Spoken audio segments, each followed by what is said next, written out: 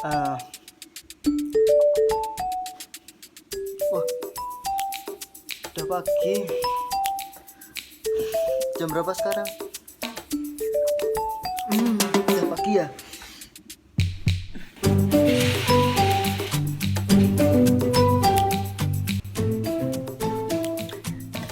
Halo anak-anak semua, apa kabar?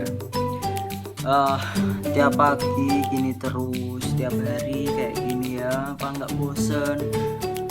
Kalian bosen nggak? Sama kalau gitu.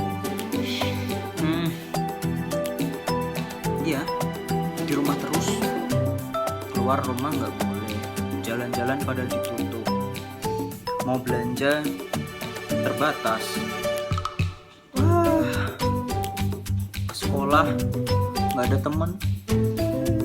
Oh iya, biar rapi, saya mandi dulu ya. Bye.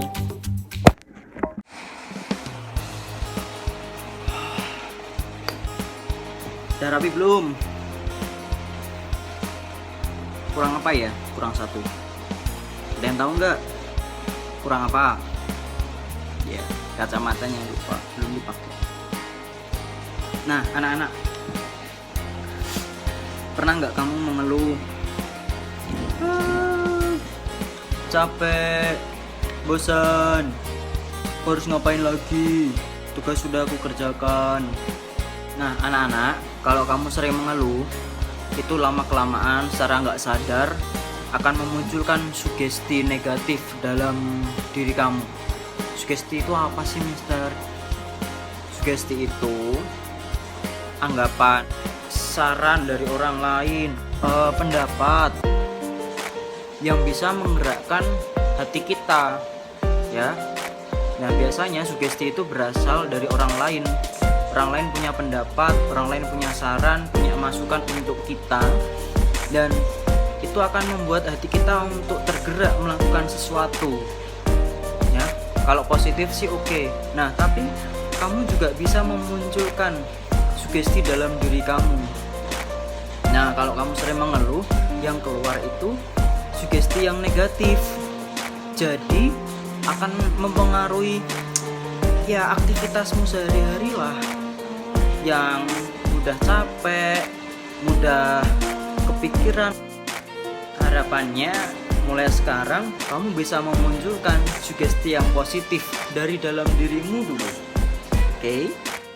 Nah, kira-kira anak-anak tahu nggak sih penyebab kenapa kita ini belajar di rumah, bekerja di rumah dalam waktu yang cukup lama? Karena apa? Supaya mencegah penularan virus corona.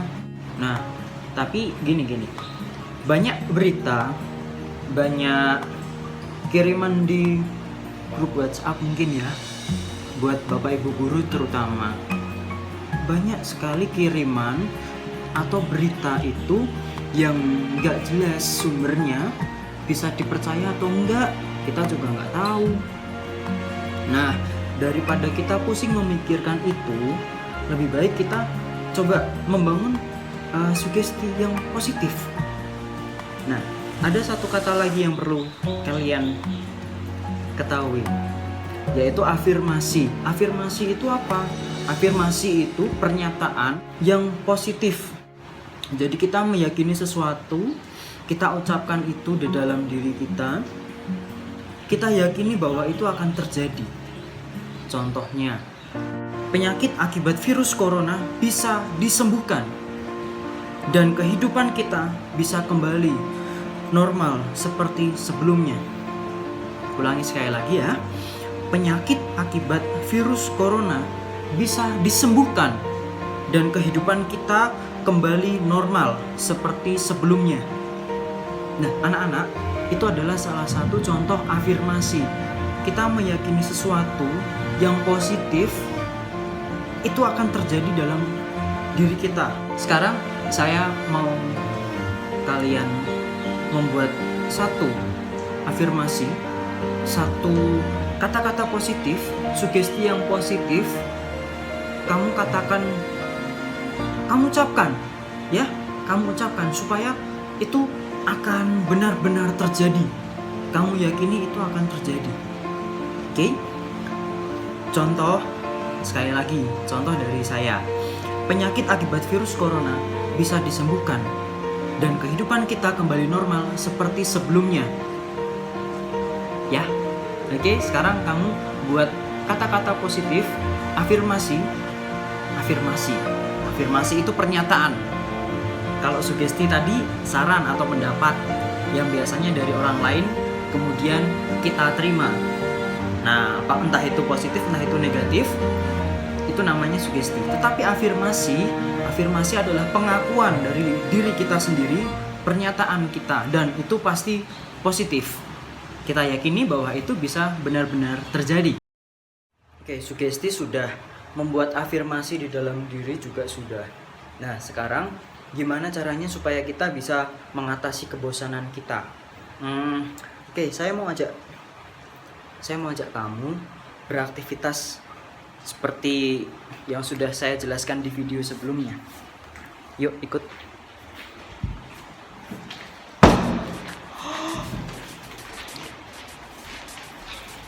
Oke anak-anak, saya ini hobi bikin minuman, bikin kopi terutama.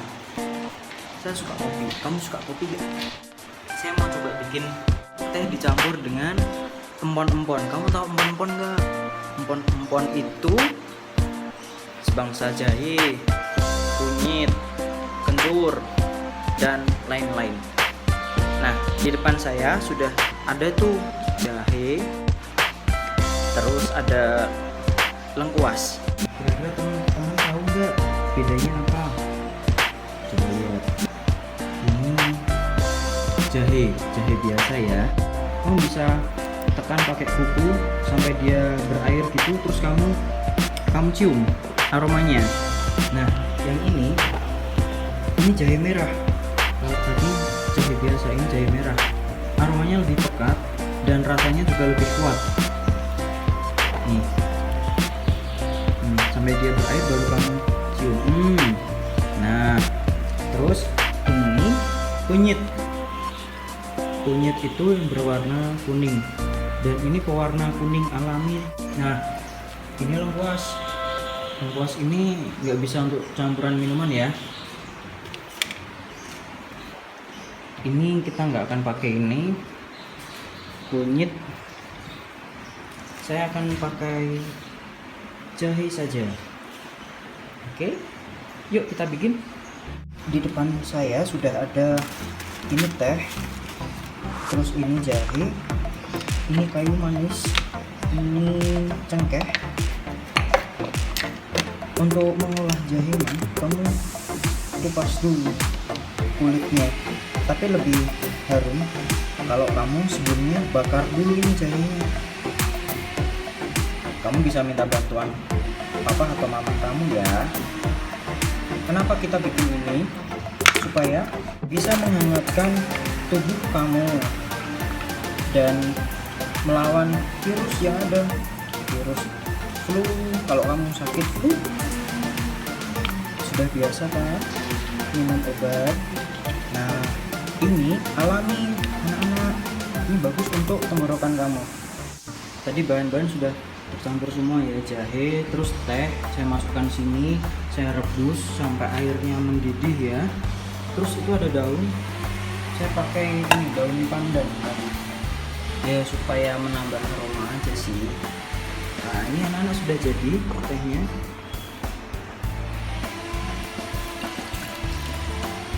Dan siap untuk diminum.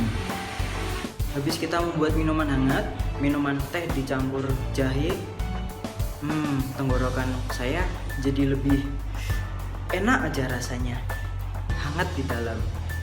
Saya yakin dengan cara itu saya bisa melawan virus ya. Saya bisa meningkatkan imun tubuh saya. Nah, anak-anak, aktivitas saya berikutnya, saya ingin menyetrika baju. Kamu sudah pernah menyetrika baju belum? Kalau belum, yuk ikuti Mister.